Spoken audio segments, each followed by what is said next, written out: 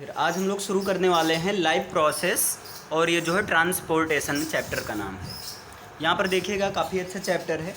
During metabolism, metabolism वो होता है जितने भी प्रकार की लाइव प्रोसेस होती हैं, है ना, उन सारी लाइव प्रोसेस को हम कहते हैं, क्या कहते हैं, मेटाबॉलिज्म कहते हैं। और एक चीज़ और याद रखिएगा, ये जो मेटाबॉलिज्म होती है ना, ये जो मेटाबॉलिज्म होता है ये दो प्रकार का होता है। एक होता है कैटाबॉलिज्म, इस चीज़ को याद रखिएगा। एक होता है कैटाबॉलिज्म और एक होता है एनाबॉलिज्म। एक होता है कैटाबॉलिज्म और एक होता है एनाबॉलिज्म। तो मेटाबॉलिज्म दो प्रकार का होता है, एक कैटाबॉलिक या कैटाबॉलिज्म, दूसरा एनाबॉलिज्म, है ना। अब चलिए, ये चीज़ हो गया आपका। यहाँ पर पूछा जाता है जैसे ट्रांसपायरेशन है, ये कौन सी प्रोसेस है, मतलब एनाबॉलिक है या जो है कैटाबॉलिक है ना। या इसके पहले आपने पढ़ा था रेस्पायरेशन, तो रेस्पायरेशन कैसी प्रोसेस है बताइए। रेस्पायरेशन कैसी प्रोसेस है, तो रेस्पायरेशन है, तो यहाँ पर समझिएगा जो कैटाबॉलिज्म होता है इसमें होता है फूड का ब्रेकिंग डाउन, है ना। जिसमें भी फूड का ब्रेकिंग डाउन होता है वो कौन सा होता है, कैटाबॉलिज्म होता है। जैसे आपका इसकी एग्जांपल की बात किया जाए तो इसमें बार बार पूछा जाता है रेस्पायरेशन कैसा प्रोसेस है, तो रेस्पायरेशन जो है आपका कैटाबॉलिक प्रोसेस है, कैटाबॉलिज्म प्रोसेस है। और जो दूसरा एनाबॉलिज्म, एनाबॉलिज्म जिसमें होता है फूड मेकिंग। जैसे एनाबॉलिज्म कौन सा प्रोसेस होता है, तो आपका फोटोसिंथेसिस, फोटोसिंथेटिक। तो फोटोसिंथेटिक जो होता है ये कैसा प्रोसेस है, ये आपका एनाबॉलिक प्रोसेस है, एनाबॉलिज्म प्रोसेस है। और ट्रांसपोर्टेशन कैसा प्रोसेस है, चलिए इसको पढ़ते हैं। अभी लास्ट तक अपने आप डिसाइड हो जाएगा इसमें फूड मेकिंग होता है या क्या होता है। डन है ना। अभी इसको पेंडिंग में रखते हैं। चलिए आते हैं, ये कह रहे हैं ड्यूरिंग मेटाबॉलिज्म, जब मेटाबॉलिज्म का प्रोसेस होता है, यानी कि या तो फूड का मेकिंग होता है एनाबॉलिक के थ्रू, या तो फूड का डिस्ट्रॉयर होता है, मतलब ब्रेकिंग डाउन होता है। सेल प्रोड्यूसेस, मतलब यहाँ से सेल प्रोड्यूस होती हैं सम यूजफुल, कुछ यूजफुल सेल प्रोड्यूस होती हैं, सम वेस्ट प्रोडक्ट्स, और क्या होते हैं, कुछ वेस्ट प्रोडक्ट्स भी होते हैं। सब्सटेंसेस डेट आर यूजफुल, ऐसे सब्सटेंस जो यूजफुल होते हैं, need to be transported to other cells, उनका यूज कहाँ होता है, दूसरे सेल तक ट्रांसपोर्ट के लिए यूज होता है।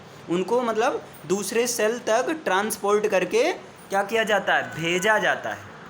कैसे सब्सटेंस को, ऐसे सब्सटेंस को जो कि यूजफुल होते, है ना। आगे देखिए, व्हिच वाइल हार्मफुल सब्सटेंसेस, और जो हार्मफुल सब्सटेंसेस होते हैं, आर टू बी एलिमिनेटेड, उनको क्या कर दिया जाता है, एलिमिनेट कर दिया जाता है। Circulatory system is formed in higher animals, और जो सर्कुलेटरी सिस्टम होता है ये हायर एनिमल्स में बना होता है। While transports both useful and waste products, जबकि जो ट्रांसपोर्ट होता है, यानी कि यूजफुल का भी और वेस्ट प्रोडक्ट दोनों का जो ट्रांसपोर्ट होता है ना, जो करता है, कौन करता है, ये सर्कुलेटरी सिस्टम करता है।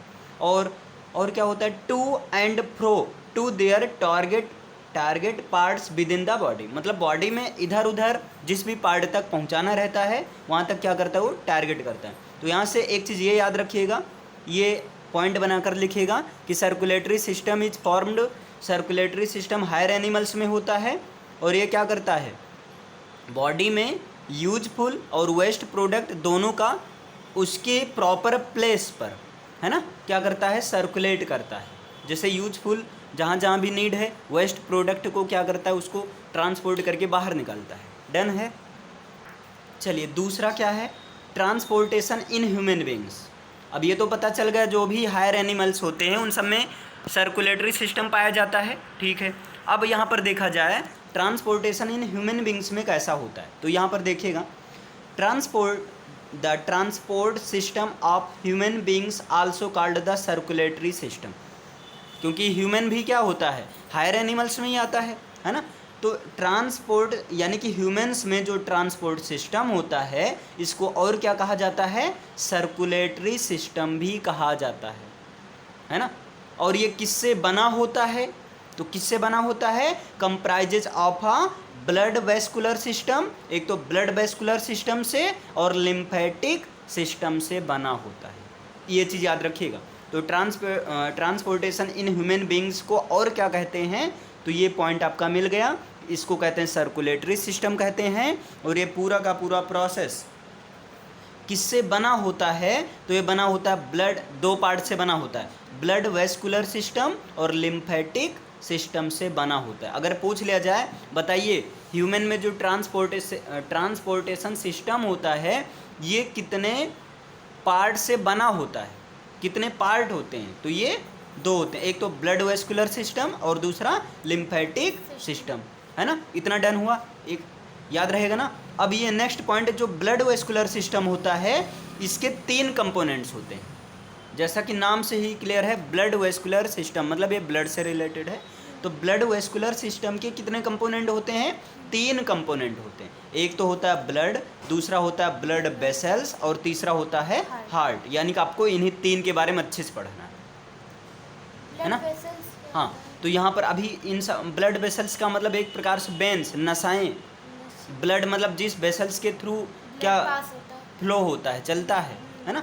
तो ब्लड वेस्कुलर सिस्टम के कितने पार्ट होते हैं, 3 होते हैं, ब्लड, ब्लड वेसल्स और हार्ट। मतलब एक तो ब्लड और ब्लड जहाँ चलता है और एक जहाँ से वो पंप होता है ना, हार्ट हो गया। और जो लिम्फेटिक सिस्टम की बात किया जाए तो लिम्फेटिक सिस्टम जो होता है ये क्या लिए रहता है, तो लिम्फेटिक सिस्टम में होता है लिम्फ होता है, और लिम्फ जहाँ चलता है लिम्फ वेसल्स होता है, और जहाँ से वो होता है ना लिम्फ नोड्स होता है।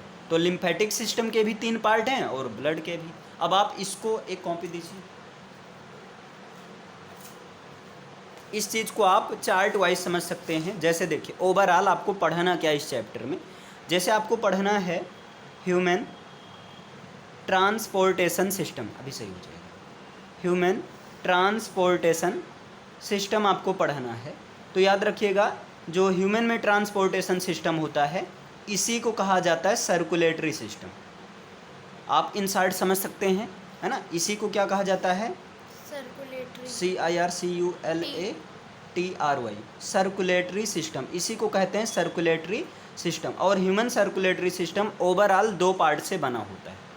ये ओवरऑल कितने पार्ट से बना होता है, 2 पार्ट से बना होता है। एक होता है ब्लड वेस्कुलर सिस्टम होता है, ये तो होता है ना, 3 है, मेन तो 2 हैं, एक होता है ब्लड वेस्कुलर सिस्टम और दूसरा क्या होता है, अभी आपने पढ़ा, एक होता है ब्लड वेस्कुलर सिस्टम और दूसरा होता है लिम्फेटिक सिस्टम।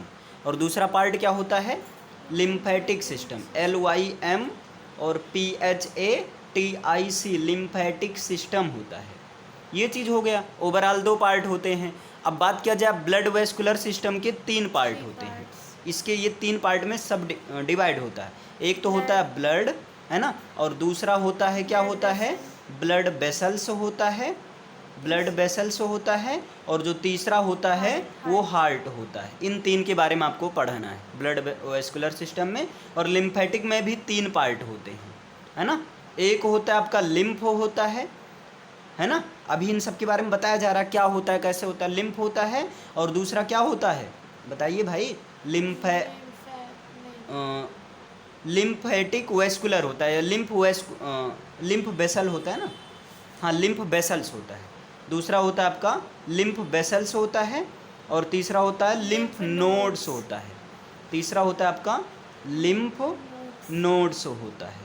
तो ओवरऑल ये 3 पार्ट होते हैं। इस तरह से मतलब आपको ह्यूमन सर्कुलेटरी सिस्टम में यही चीज़ पढ़ना है कि ओवरऑल 2 पार्ट हैं, blood vascular system, lymphatic system. Blood vascular system के 3 पार्ट हैं, blood, blood vessels, heart.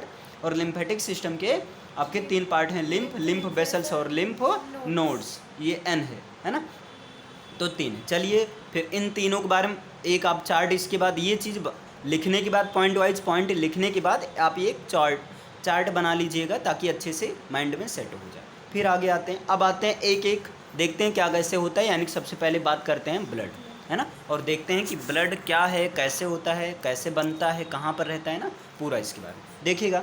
Blood नाम से ही क्लियर है, ब्लड जो होता है रेड कलर होता है, फ्लूइड होता है, और क्या करता है, पूरा टिश्यू को कनेक्ट। तो यहीं से हो गया पहला। अगर बेसिक रूप से देखा जाए तो ब्लड क्या होता है, red coloured fluid connecting tissue होता है। ब्लड क्या होता है? Red coloured fluid connecting tissue होता है। अब ये करता क्या है? ये हमारे बॉडी में घूमता रहता है। तो आगे है which circulates in our body. अगर पूछ लिया जाए ब्लड क्या है, व्हाट इज ब्लड, तो blood is a red coloured fluid connecting tissue which circulates in our body. Done है ना।